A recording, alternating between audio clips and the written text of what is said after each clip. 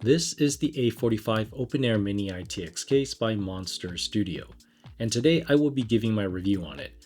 Throughout the video, I will be discussing the design quality, what to expect, who's it for, and what hardware would I recommend if you were to build with it. Let's get started. The packaging itself is quite small and all the pieces are separated, so you will have to assemble the A45 case yourself, which I personally like doing. I know some people may prefer PC cases to be pre-assembled, which is fine, but I will tell you that flat packing is a more efficient and compact way for shipping and packaging, as it can save more space and cost. The material and pieces themselves are all CNC aluminum with anodized coating. On their website, they do offer 3 different colors, which are black, gray, and silver. The team at Monster Studio were kind enough to send me a black and silver one so I could showcase the design with different color theme builds. The going price is currently $178 before shipping and taxes. Now, there are a ton of different cases on the market, so these are just a few examples to see where the A45 sits. But even when you compare any two cases, there are still a lot of factors to consider, which would make this video way too long for me to dive into. Things like materials used, the type of coating, where it's made, how it's made, what features it comes with, clearance and hardware support, etc. We can have those discussions down in the comments if you want to compare any two cases. Now, when I put my A45 together, the bare bones case itself weighed out to about under 3 pounds. The weight of the case will also vary depending on what extra optional parts you want to add based on your personal build.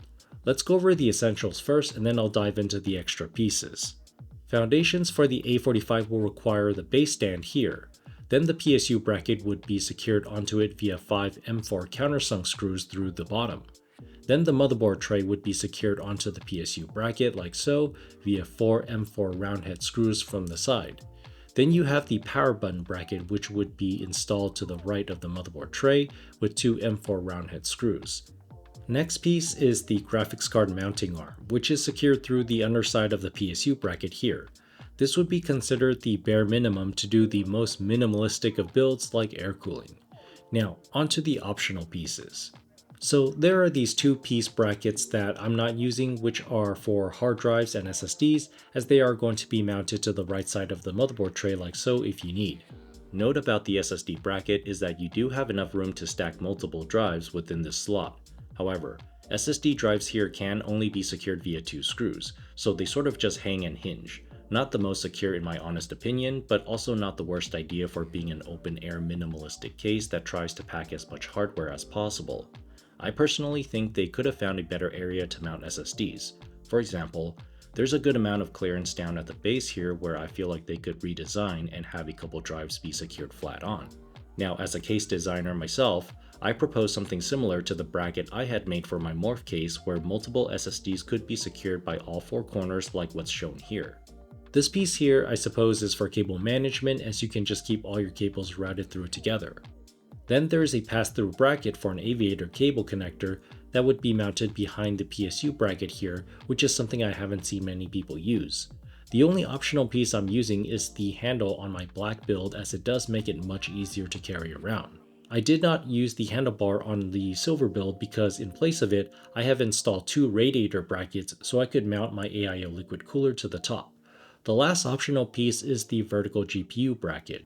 If you wanted to do this, the recommended riser cable length to use is between 11 to 15 centimeters according to the Monster Studio website. I actually also prefer the regular installation for the GPU over the vertical mount since it is a bit more stable, and it looks better floating up. The vertical GPU mount is a bit wobbly, so just make sure you keep this in mind if you prefer this aesthetic. So here I have a black colored build which is all air cooling focused.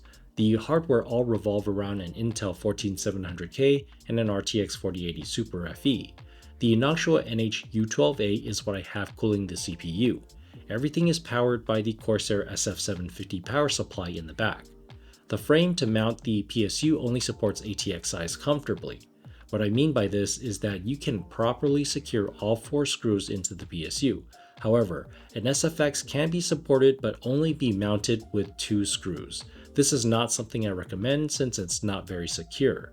The Corsair SF750, however, does come with an ATX adapter bracket, so this basically solves the problem.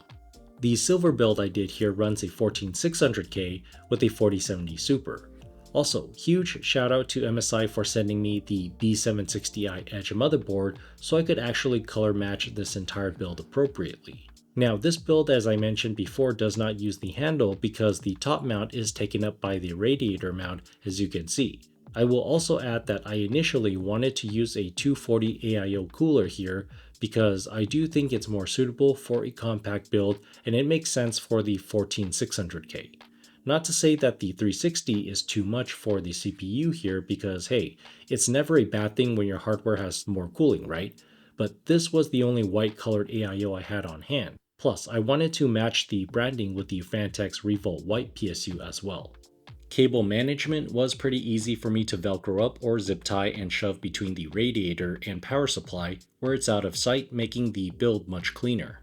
Now, my thoughts about the A45 is that I think it was probably made for a smaller size GPU, like a 4070 and under. But here I have a massive 4080 Super FE, which is the same size as a 4090 FE, floating on the front and absolutely dwarfs everything else, and it balances just fine. The GPU arm is very solid and there's no flex or bending whatsoever anywhere on the case. Oh, and here's an even bigger card, the 4080 Strix from Asus, which also fits just fine with no flex or bending. Okay, so there is something very interesting about GPU sag here, which actually isn't very much at all, if any, even with a giant card like this.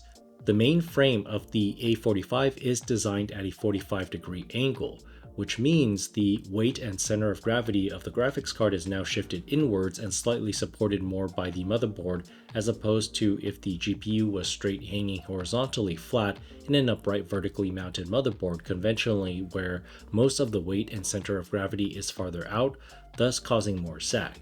It's basically halfway towards a test bench where you have the motherboard laying flat down and the GPU is just straight up. So far, it's a very sturdy case, no complaints on my end here, and the power button bracket can actually be placed anywhere along the motherboard tray here if you aren't using the SSD mount. Now, as for the radiator mounting solution, if you wanted to go this route, I recommend installing the motherboard first, then the radiator of your choice, and then the power supply after, because the power supply will just be in the way when you're securing your radiator onto the bracket. Monster Studio also has an optional side panel you can purchase separately to hide your PSU cables for aesthetic purposes. And judging by the looks of it, the side panel also consolidates the power button mount onto it as well. I personally didn't get this panel, nor did I ask for it. So what hardware is recommended for the A45? And who is this case made for, and should you buy one?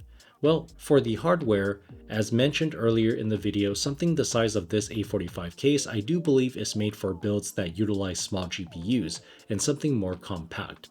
But I have just shown using large graphics cards is not a problem. As for purchasing value, I think the price is fair. Alright, lastly, who's it for? Well, I think that question can be fully answered in depth in a previous video I had made about open air versus closed air cases, which you can check out on my channel. Okay, so that's all I have about the A45 here in this video. Thanks for watching.